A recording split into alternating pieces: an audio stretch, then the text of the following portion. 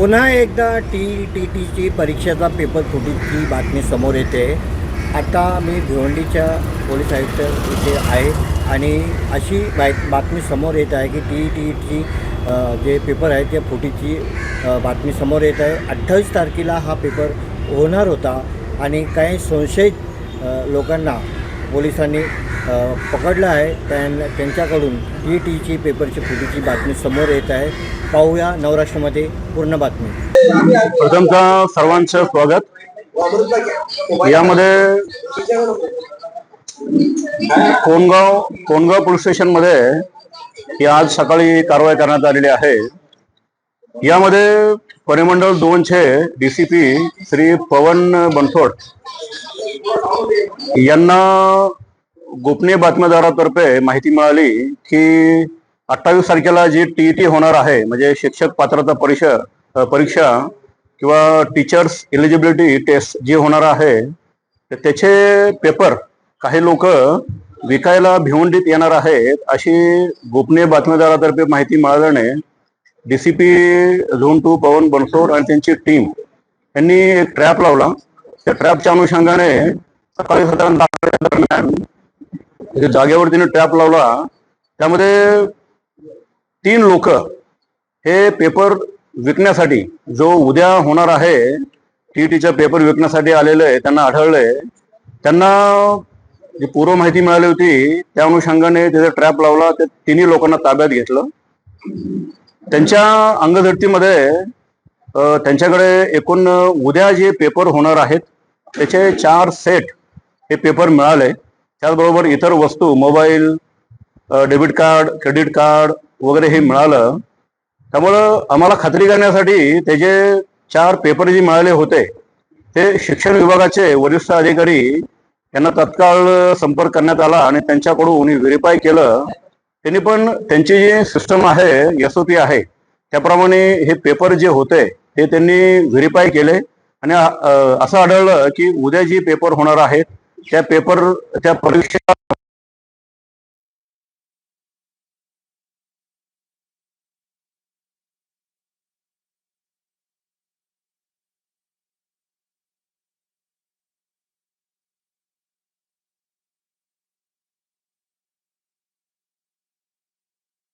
की हे जे पेपर विकणारे आहेत त्यांनी आम्ही डिकॉय लावला होता, ट्रॅप लावला होता.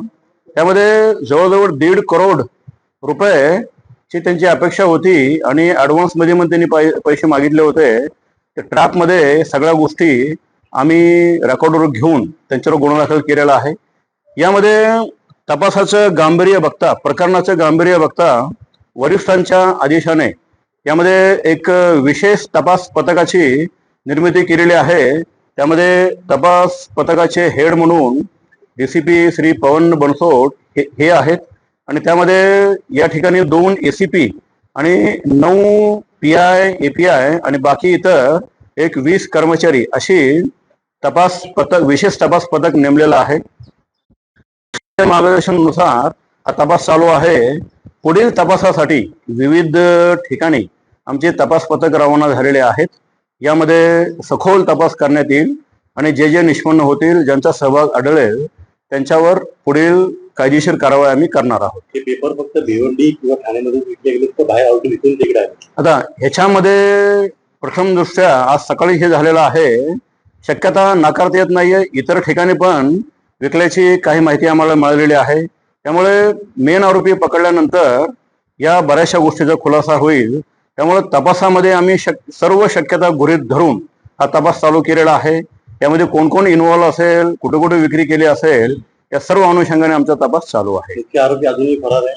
मुख्य आरोपी फरार आहे. काय आहे तिघांची नावं आहेत? तिघांची नावं काय आहेत? कुठून आलेले आहेत? कुठल्या राज्यातले आहेत? अच्छा, हे जे आहेत हे सध्या आमच्या ताब्यात 3 लोक आहेत. हे एक हरियाणाचा राहणार आहे, हे बिहार राज्यातील आहे. हे आता पण गेल्या तपासामध्ये ही माहिती कळली की ते सगळे दिल्लीवरून आले होते. मग त्यांना कुठून पेपर मिळाला, कोण कोण ह्यामध्ये सहभाग आहे, या सर्वांचा तपास चालू आहे. पेपर त्यांनी ऑलरेडी विकला होता का विकायला आले होते? म्हणजे हातात पडला होता. आजचा आमचा जो जे ट्रॅप लावलेला आहे त्यामध्ये ते विकायला आलेले होते असं कळलेलं आहे. परंतु यांनी हा पेपर कोणाकोणाला विकला होता, कोणकोणत्या सहभागी होतं, त्या अनुषंगाने पण आमचा तपास चालू आहे. इथे ज्याला विकायला आले होते त्याची काय माहिती मिळाली का तर आली होती? नाही, या ठिकाणी आम्ही गोपनीय बातमीदारातर्फे ही माहिती कळली होती की ते विकायला येणार आहेत. त्यामुळे त्या अनुषंगाने आम्ही ट्रॅप लावला होता आणि त्या ट्रॅप मध्ये त्यांना ताब्यात घेतलेला आहे. कोणाला विकायला आले ते माहित पडले का? कोणाला विकायला आली? कुठली नाही, संस्था आहे? याच्यामध्ये एकूण 1.5 करोड रुपये त्यांची अपेक्षा होती, तेवढी मागणी केली होती.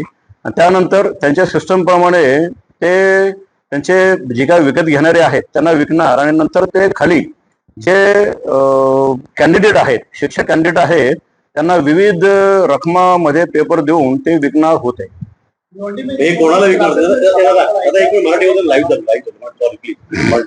हे पेपर ज्याला विकायला येणार होते ते कुठल्या विद्यार्थ्याला विकणार होते? कुठली शैक्षणिक संस्था होती? क्लासेसचे काय होतं? सध्या अशी कुठली माहिती प्राथमिकदृष्ट्या समोर आलेली नाहीये. परंतु याच्यामध्ये आम्ही सर्व शक्यता गृहीत धरलेली आहे. याच्यामध्ये जे काही त्यांचे प्रॉस्पेक्टिव्ह बायर्स असतील किंवा इतर जे कोचिंग सेंटर्स असतील, हे सर्व शक्यता तपासामध्ये आम्ही गृहीत धरलेली आहे. काही शिक्षकांचा सहभाग नाही, असं कुठलं आतापर्यंत आढळलेलं नाहीये. हे जे पेपर होते, हे पेपर जे होते हे दिल्लीवरनं हे लोक घेऊन निघाले होते. हे फक्त भिवंडी पुरते मर्यादित नाहीत. यामध्ये शिक्षण विभागाची जी पद्धत आहे त्याप्रमाणे पूर्ण राज्यासाठी SOP तयार करून हे पेपर सेट करतात. त्यामधील हे पेपर त्यांनी दिल्लीवरनं आणलेले होते. नाही, यामध्ये आतापर्यंत केलेला प्राथमिक तपास आहे. आता फक्त FIR दाखल झालेला आहे, पंचनामा केलेला आहे. यामध्ये ज्यांचा सहभाग असेल त्या सर्व तपासामध्ये या सर्व गोष्टी काही दिवसांनी तुम्हाला सांगू. आता सध्या सर्व शक्यता मात्र आम्ही गृहीत धरलेल्या आहे. आरोपींची नावं, आरोपी नाव देतो आम्ही तुम्हाला. तर हे त्यांचं बॅकग्राऊंड काय, म्हणजे शिक्षक किती शिक्षक काय? ह्याच्यामध्ये यापूर्वी केंद्रीय विद्यालयामध्ये सर्व्हिस लावण्यासाठी दुसऱ्या एका आरोपीला त्यांनी पैसे दिल्याचं कळलेलं होतं. त्यानंतर इतर पण आरोपी हे जे आहेत यापूर्वी एक वेळा परीक्षा दिलेली आहे, ते नापास झाले होते. आणि हे जे आरोपी आहेत ह्यांचा पूर्व इतिहास, त्यांना कुठून मिळालं ते पण आम्ही सर्व माहिती आम्ही घेणार आहोत. बिलकुल शक्यता नाकारता येत नाहीये. कारण ज्या तऱ्हेने हा एवढा गंभीर प्रकार झालेला आहे त्यामध्ये पुढे असू शकते. पण आम्ही विविध कलम पण लावलेले आहेत आणि त्या अभ्यासाची आम्ही कारवाई करणार आहोत.